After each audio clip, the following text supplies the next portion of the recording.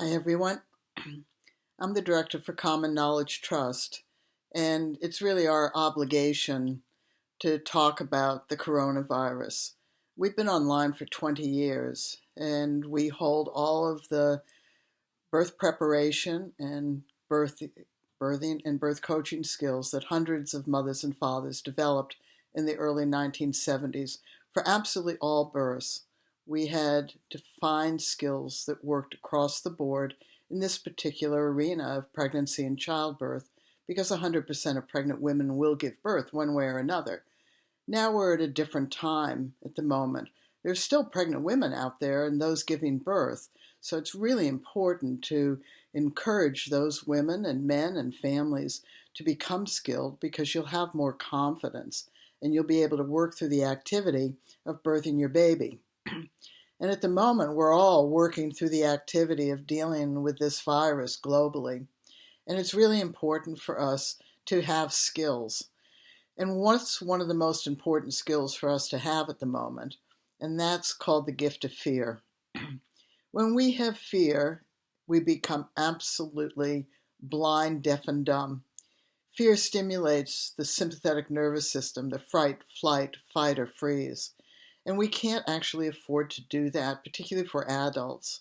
We have to make certain that our children feel emotionally safe and are able to handle the fact that many and most of them are going to be out of school for perhaps months, which puts us out of work as well.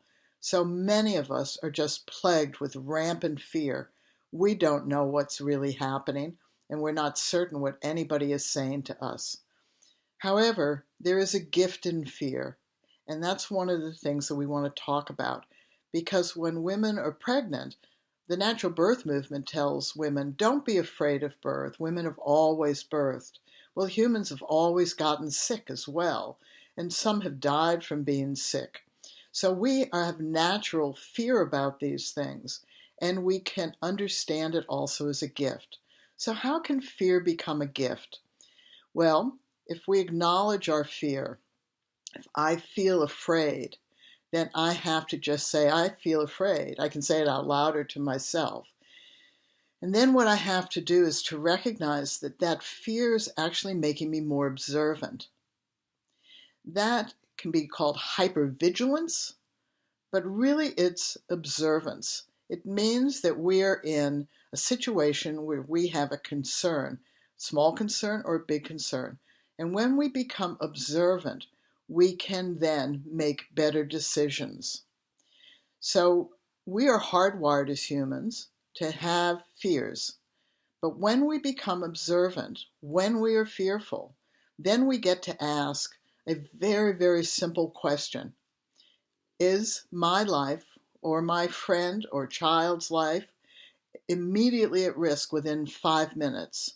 So that's the question we ask when we look at fear as a gift and become observant. Am I or someone I know or love at risk of dying or being seriously injured in the next 5 minutes? If the answer is yes, then of course you seek immediate help or do something immediately. But if we're going to use the gift of fear, we need to distinguish between right now, soon, maybe, or later. Because if we think that everything is right now, then we're not distinguishing fear from just a bland emotion which is just overriding us, or one which we can use to be observant and make decisions. So if the answer is no, then you have to ask the question over a slightly extended period of time.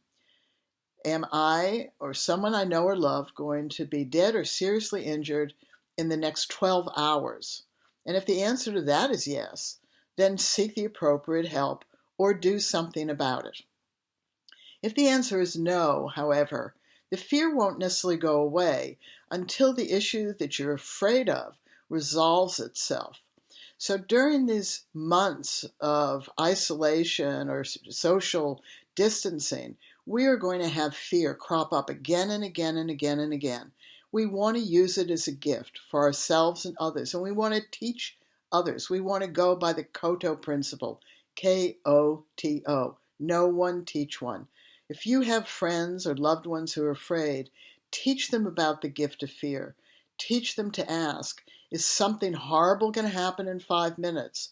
Seek help or do something. If the answer is no, ask, is something going to happen in 12 hours that's horrible? If the answer is yes, do something or seek help. But if the answer is no, then you need to just remain observant and put more skills into place. So what are some of the skills that we are understanding more and more about with this virus, and if you've contracted the virus? The symptoms are a bit vague, just as flu is a bit vague, but they do know, the scientists do know, that this virus comes in through the nose or the mouth or the eyes. And since mostly we breathe in and out the nose and our eyes are mostly open, then the likelihood is it comes through the nose. Now, only 14% of the people actually had a sore throat, which for most people means they have a sore throat back here. But if it comes through the nose, that means that it's going to go through the mucous membranes to where the nose and the mouth join, back in there, up there. And if that is sore, if that feels uncomfortable, or if where you put your back of your tongue up at the roof of your mouth, where the nose holes come through, if that area is sore, that soft palate, the roof of your mouth, the back of your throat, not necessarily in your glands, if that is sore or it feels raw, then it's really important for you to be gargling with warm salt water, because scientists know that bacteria and viruses, and this is a virus, gather and multiply in the back of the nose and in the throat before it enters the body in this particular virus. So it's important that you gargle as soon as you have that sensation. And then that sensation may ease for a while and then come back, in which case you gargle again with warm salt water. And you can also snort up some salt water into each nostril like that. If you have a child or an elderly person who can't do it, then just take some either dilute vinegar, dilute baking soda, or dilute salt water and put it up just a little bit up into your nose, because the virus is going to come in somewhere. And if it meets that change in environment that's a little bit acid or a little bit basic or a little bit salty, it may be that you're able to keep some of the viruses from penetrating further.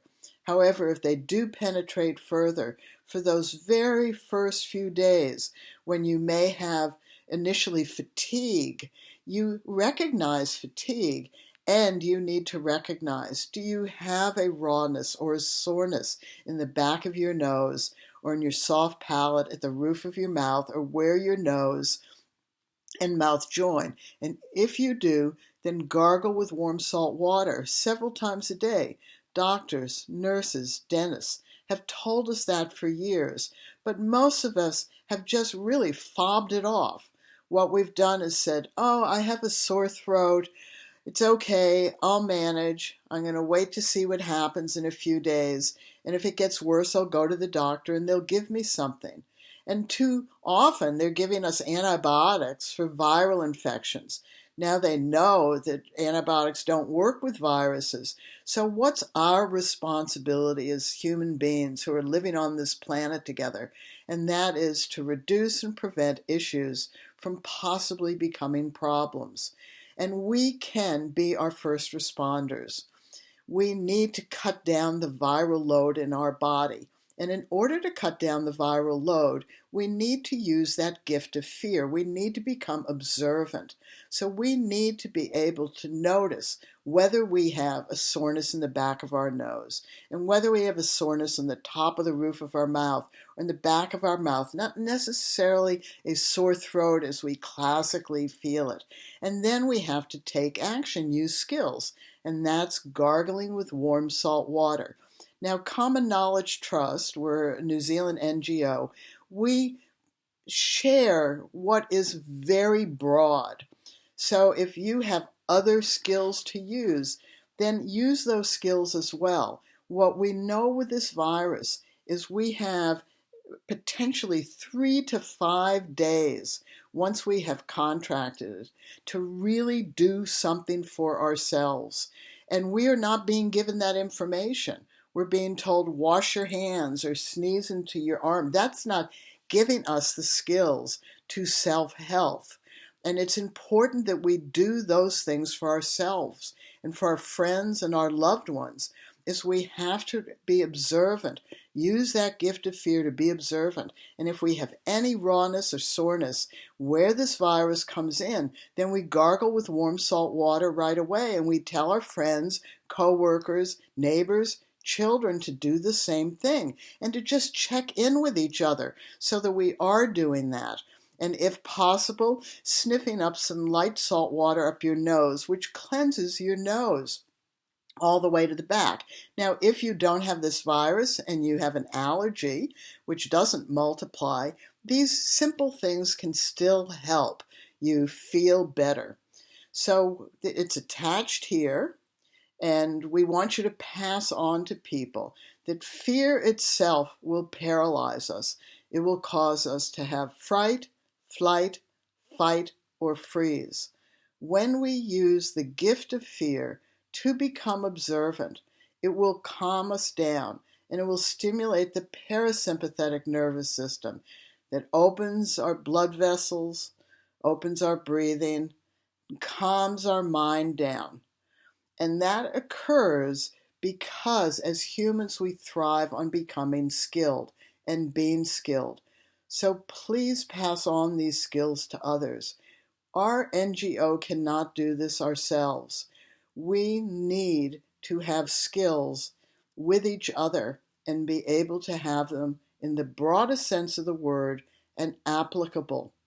So the gift of fear is one of them, and the other is, as soon as you feel anything in your throat or nose, then gargle with warm salt water, and if possible, sniff a little light salt water up your nose, and keep doing that for the first 3 to 5 days.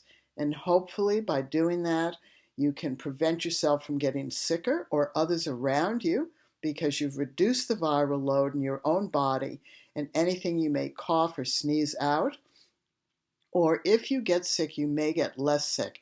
And in fact, you may know that, because many of us have been told to gargle with warm salt water, even if we've had a wisdom tooth taken out. And we know when it gets sore and uncomfortable and we swish with salt water, it feels better. So we already have this experience. That's why these skills are broad and acceptable to all of us as human beings. Talk to you again tomorrow.